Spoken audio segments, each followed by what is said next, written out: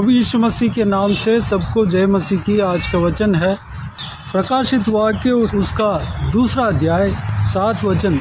जिसके कान हो वह सुन ले कि आत्मा कलीसियाओं से क्या कहता है। जो जय पाए मैं उसे उस जीवन के पेड़ में से जो परमेश्वर के स्वर्गलोक में है फल खाने को दूंगा। मेरे प्रियो, इस वचन को, इस संदेश को प्रभु यीशु मसीह यूहन्ना जिन्होंने प्रकाशित पाया और प्रभु यीशु मसीह के चेला था, उनको लिखने के लिए कहा और इफिसुस नामक कलीसिया को यह संदेश पहुंचाने के लिए कहा। इफिसुस नामक कलीसिया के लिए यह संदेश था। प्रभु यीशु मसीह जैसे कहता गया वैसे यूहन्ना लिखता गया और इफिसुस नामक कलीसिया के लिए इस संदेश को पहुंचाने के लिए कहा और पहुंच भी गया। मेरे प्रियो, इफिसुस में जो कलीसिया था उनके खूबी और उनके कमियों को प्रभु यीशु मसीह यूहन्ना के द्वारा बताकर उस कमियों को सुधारने के लिए कहता है। जो कि इफिसुस कलीसिया के लोग आदि में जो प्रेम रखे थे उस प्रेम को छोड़ दिया। आदि में जो प्रेम था आज वो प्रेम है नहीं, यानी कि बाद में वो प्रेम है नहीं। उस कमी को सुधारने के लिए प्रभु यीशु मसीह यूहन्ना के द्वारा संदेश देता है। यूहन्ना को प्रकाशित देकर और लिखवा कर और उस कलीसिया को संदेश देने के लिए कहा। मेरे प्रियो, इसी अध्याय में शुरू में जब हम पढ़ते हैं तो परमेश्वर के सामने हर एक कलीसिया एक दीपकों की तरह रहता है, यानी कि उस कलीसिया परमेश्वर के कलीसियाओं के बीच में प्रभु यीशु मसीह फिरते हैं। प्रभु यीशु मसीह कलीसियाओं के बीच में फिरता है, यानी कि जो कुछ भी कलीसिया इस धरती में है, प्रभु यीशु मसीह के कलीसिया इस धरती में है, वह कलीसिया प्रभु यीशु मसीह के बीच में स्वर्ग में एक दीपक के समान है। वो हमेशा स्मरण प्रभु यीशु मसीह से कराया जाता है। प्रभु यीशु मसीह के सामने वह दीपक जलते रहता है, यानी कि कलीसिया के हर एक हरकत को प्रभु यीशु मसीह जानता है। मेरे प्रियो, कलीसियाओं के बीच में हमारा परमेश्वर फिरता है, इसलिए हमें कलीसिया में संगति रखना अवश्य है। कलीसिया में एक अंग बनना अवश्य है।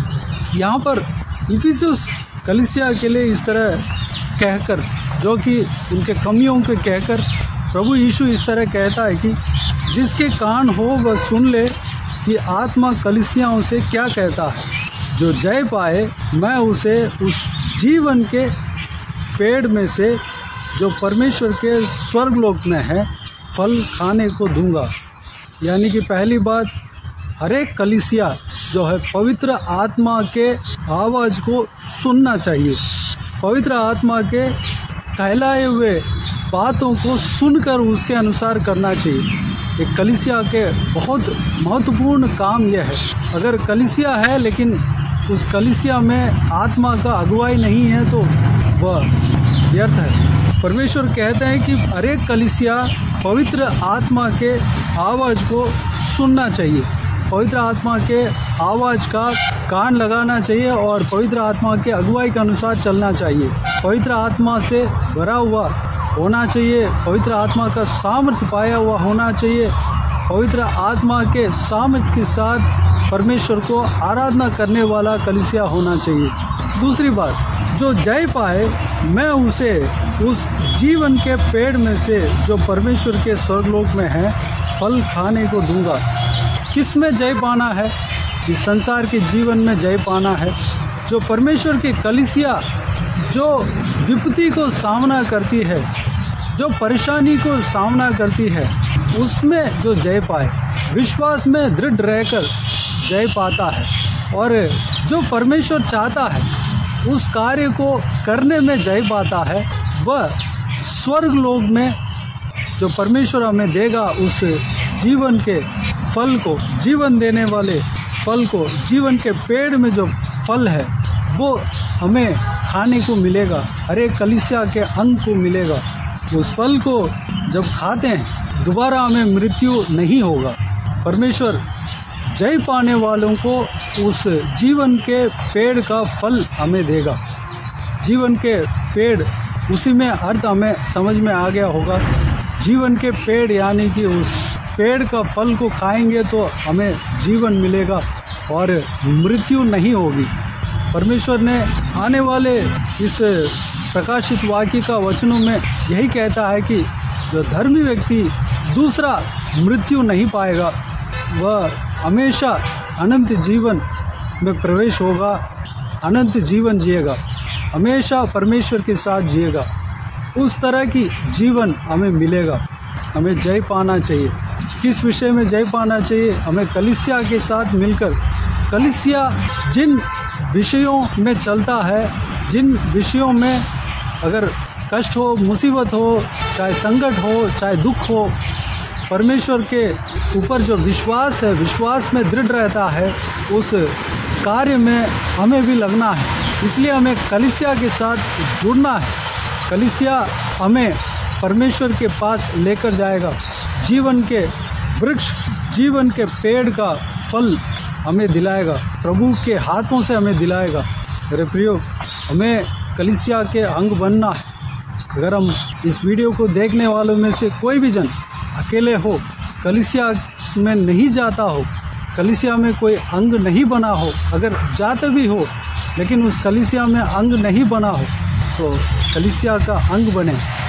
जिस कलीसिया में प्रभु यीशु मसीह का आराधना होता है, आत्मा और सच्चाई के साथ आराधना होता है, जिस कलीसिया में पवित्र आत्मा का अगुवाई रहता है, पवित्र आत्मा का अभिषेक रहता है, पवित्र आत्मा को इम्पोर्टेंस देते हैं, उस कलीसिया में हमें अंग बनना है।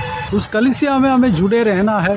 वो कलीसिया जो कुछ भी कहता है उस कार्य को हमें करना है, क्योंकि कलीसिया के विषय में प्रभु यीशु के द्वारा संदेश मिलता है। क्या काम करना चाहिए, क्या काम नहीं करना चाहिए, कलीसिया में क्या सुधार लाना चाहिए, कलीसिया का खूबी क्या है, कलीसिया किस विषय में स्थिर रहना चाहिए, ये सारा कुछ कलीसिया को बताया जाता है, कलीसिया के पासवानों को बताया जाता है। परमेश्वर के द्वारा वो संदेश मिलता है। आज भी प्रभु यीशु हर एक उनके कलीसियाओं को संदेश देता है। ये सारा जो इफिसुस कलीसिया के लिए यहाँ पर हम देखते हैं, 7 कलीसिया के लिए अलग अलग प्रकार के सलाह प्रभु यीशु देता है। हर एक कलीसिया का कमियों को बताता है, हर एक कलीसिया के खूबियों को बताता है, क्या करना है वो बताता है, क्या नहीं करना है वो बताता है, और क्या होने वाला है उसको बताता है। और विश्वास में स्थिर रहने से, जो करना चाहिए उस काम को करने से क्या प्रतिफल मिलेगा वो बताते हैं। मेरे प्रियो, हमें कलीसिया के साथ जुड़े रहने में हमें इस जीवन के वृक्ष का फल को खाने का द्वार मिलेगा। कैसे हमें मिलता है? स्वर्ग लोक में जाने का द्वार मिलेगा। मेरे प्रियो, कलीसिया के साथ जुड़े रहें और प्रभु के मार्ग में आगे बढ़ें, विश्वास के मार्ग में आगे बढ़ें, अपने जीवन में सुधार लाएं, अपने जीवन में तरक्की पाएं। उसके लिए कलीसिया के सपोर्ट हमें ज़रूरत है, कलीसिया में जुड़े रहना हमें ज़रूरत है। हर एक कलीसिया के नींव प्रभु यीशु मसीह से बनता है, ना कि कोई इंसान से। प्रभु यीशु कोई भी अपने दास को, जो इंसान है और प्रभु यीशु मसीह से चुने गए हैं, उस इंसान को दर्शन देकर प्रभु यीशु मसीह के प्लान के द्वारा वो कलीसिया बना है। उस कलीसिया में जब हम जुड़ते हैं, प्रभु यीशु उस कलीसिया के लिए जो योजना है उस योजना को पूरा करेगा। तो मेरे प्रियो, इस विषय के लिए अपने आप को परमेश्वर के हाथों में समर्पित करें। आइए हम प्रार्थना में जाएं। स्वर्गीय पिता, दयालु परमेश्वर, आपको धन्यवाद देता हूँ आपके इस बहुमूल्य वचन के लिए। आपको धन्यवाद देता हूँ परमेश्वर पिताजी, बीते हुए दिनों में हमें संभाला, बचाया, सुरक्षित रखा। आपको धन्यवाद देता हूँ आज का इस बहुमूल्य वचनों के द्वारा हमने जो कुछ भी मनन किया है, सारे बातों के लिए आपको धन्यवाद देता हूँ परमेश्वर पिताजी। इफिसुस कलीसिया के लिए आपने अपने चेले जो प्रेरित था यूहन्ना के द्वारा जो संदेश दिया परमेश्वर, उस कलीसिया के लिए क्या इम्प्रूवमेंट चाहिए, क्या कमी है, वो क्या करना चाहिए, किस तरह वो चलना चाहिए, आपने हर एक चीज़ को आपने बताया। परमेश्वर सुधार लाने के लिए बताया, किस विषय में सुधार लाना चाहिए, सब कुछ आपने उन्हें बताया। परमेश्वर आपको धन्यवाद देता हूँ।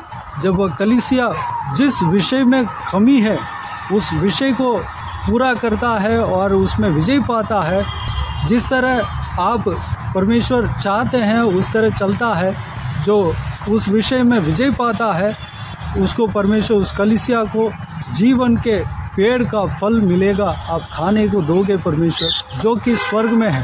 पिताजी ठीक इसी तरह हर एक कलीसिया जो इस धरती में है परमेश्वर, आपके नाम से, आपके नींव के ऊपर जो बना हुआ है, जो कि पवित्र आत्मा के अगुवाई के अनुसार चलता है परमेश्वर, उस कलीसिया में हम भी जुड़े रहने पाएँ। हम भी हर एक आपके सलाह को जो कलीसिया को देते हैं परमेश्वर, कलीसिया के साथ मिलकर हम भी उस कार्य को हम करने पाएँ। कलीसिया के साथ हम परमेश्वर आपके स्वर्ग लोक में प्रवेश होने पाएँ और आपके हाथों से हम जीवन के पेड़ के फल को हम खाने पाएँ परमेश्वर, ताकि हम हमेशा जीवित रह सकें, हमेशा हम अनंत जीवन में प्रवेश हो सके। परमेश्वर अनुग्रह देना पिता।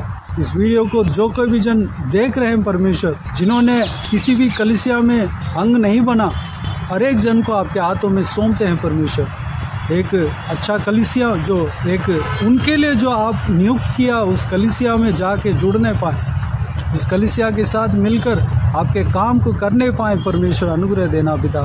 हर एक जनों का जीवन में कार्य करना परमेश्वर।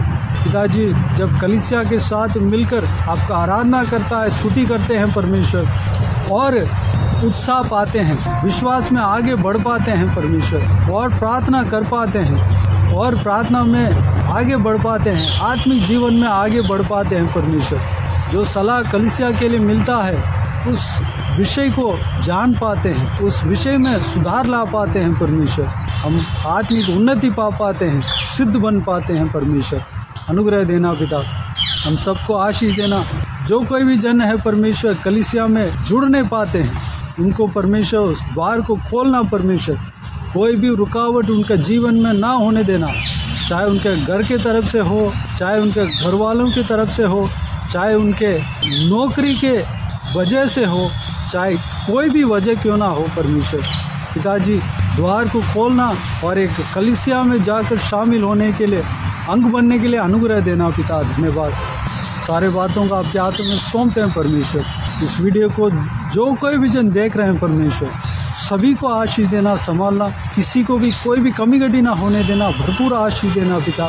कोई भी जन बीमार हो उनको आपके हाथों में सौंपते हैं, छूना, चंगा करना, प्रभु यीशु मसीह के नाम से चंगा होने पाए परमेश्वर। कोई भी जन दुख में, तकलीफ में अगर पड़ा हो, उनको आपके हाथों में सौंपते हैं। उनका दुख को, तकलीफ को दूर करना, परेशानियों को दूर करना, आंसुओं को पोंछना परमेश्वर। धन्यवाद देता हूँ पिता। हालेलुया। जो कोई भी जन बाहर जाते हैं, आते हैं, स्कूल में जाते वक्त, आते वक्त, नौकरी में जाते वक्त, आते वक्त, परमेश्वर कहीं भी हो परमेश्वर, उन्हें सुरक्षित रखना पिता। उनके संग रहना, आपके दूतों को उनके साथ भेजना परमेश्वर। आपके हाथ हमेशा उनके ऊपर बने रहने पाएँ, अनुग्रह देना। बाकी सारे बातों को आपके हाथों में सौंपते हैं परमेश्वर। सारा आदर, महिमा, जलाल आपको मिलते रहें। सारा दुआ प्रार्थना को प्रभु यीशु मसीह के नाम से मांगते हैं, सुन और ग्रहण कर। आमीन आमीन। प्रभु यीशु मसीह के नाम से प्रभु यीशु मसीह का आशीष और अनुग्रह हम सभी के ऊपर बने रहें। आमीन आमीन। मेरे प्रिय, इस चैनल को सब्सक्राइब करें और शेयर करें। अगर किसी को भी प्रार्थना का विषय हो तो डिस्क्रिप्शन में दिए हुए नंबर पर कॉल करके प्रार्थना करा सकते हैं, या व्हाट्सएप में टाइप करके या वॉइस मैसेज के ज़रिए हमें बता सकते हैं। हम आपके लिए प्रार्थना करेंगे।